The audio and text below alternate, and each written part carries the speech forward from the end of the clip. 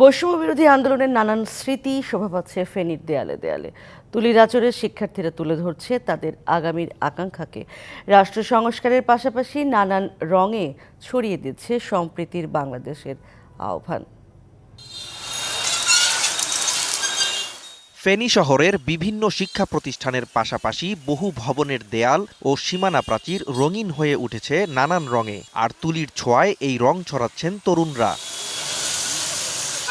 নগরীর trunk road, college road, Feni কলেজের campus সহ বিভিন্ন এলাকায় নতুন বাংলাদেশ বিনির্মাণের আকাঙ্ক্ষাই যেন শোভা পাচ্ছে অসংখ্য গ্রাফিতিতে।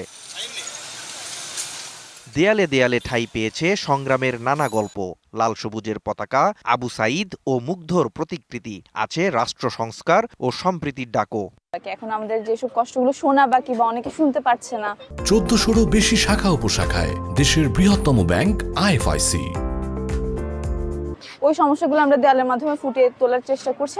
লেগে পড়েছে আমাদের স্বপ্নের সুন্দর বাংলাদেশটা সুন্দর করতে, যাতে আমরা আবার নতুন করে সুন্দর করে গড়ে তুলতে পারি। তার জন্যই আমরা শুরু করে দিয়েছি বিভিন্ন নষ্ট দেয়ালে গ্রাফিটি করা, রাস্তা ক্লিন করা। যে কাজগুলো আমাদের ফুটে উঠছে, বাংলাদেশের জাতীয় পতাকা, মানচিত্র, মুক্তিযুদ্ধের চেতনা, বিভিন্ন জিনিস শিক্ষার্থীরা তুলে ধরছে। শিক্ষার্থীরা জানান, আগে এসব দেয়ালে কেবল পোস্টার থাকলেও এখন বৈষম্য বিরোধী আন্দোলনে ছাত্র জনতার ত্যাগের নানান কথা তুলে ধরছেন তারা।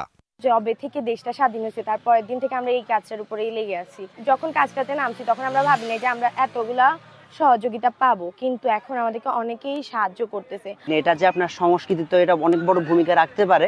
আমরা এই চেষ্টাটাই আমরা মূলত করতেছি ইনশাআল্লাহ। একটা রাষ্ট্র যেন সুন্দর হয় সেটা আমরা চাই।